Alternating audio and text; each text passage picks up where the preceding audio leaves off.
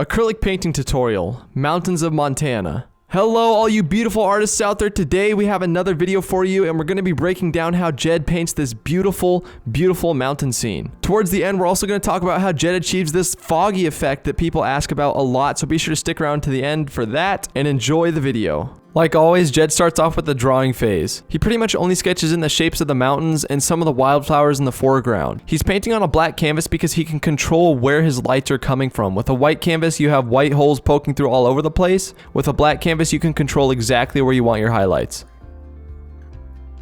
Next up, we have our block in phase. Jed starts blocking in the main color bodies of the painting. He's using pretty mid-tone colors. Think of it as like the average value of the color he sees on the painting.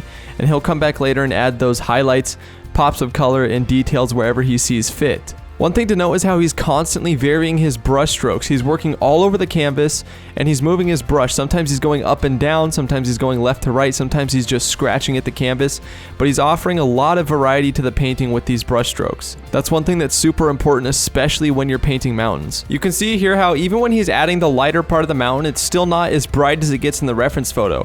He does the same thing with the sky. He puts in kind of an average, grayer version of what he sees in the reference photo. He'll come back later and brighten all those areas up to make it really pop. Here's what the painting looks like before block in phase and after block in phase. Next up we have our refinement phase, and like I said, he's coming back with those pops of color and those highlights to really bring the painting to life. After he adds detail, color, and highlights to the flowers in the foreground, he heads onto the mountain and starts adding more detail there. Once again, he's adding a lot of variety to his brush strokes. He's not holding it like a pencil, and he's just painting side to side at first. He switches his brush strokes here and there to suggest the existence of smaller little rocky faces, but he doesn't go into too much detail. Here's what the painting looks like before the refinement phase, and here's what it looks like after. Now we're going to talk about how he gets that fog effect. It's honestly really simple. He just lays down some bright paint, kind of cuts out the shape of the trees, and then smudges it with his finger.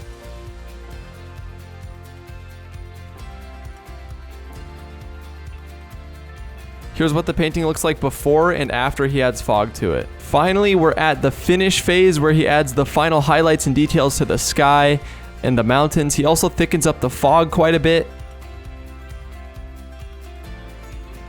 As you can see here, he finally comes in with that brilliant sky, and it makes the entire painting pop because of that contrast. He adds some more contrast to the fog by brightening it up quite a bit.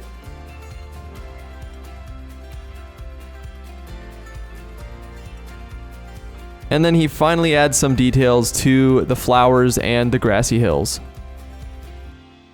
Here is Jed's finished painting. If you enjoy this kind of instructional video, be sure to let us know down in the comments below. And check out acrylicuniversity.com if you want to take your painting skills to the next level.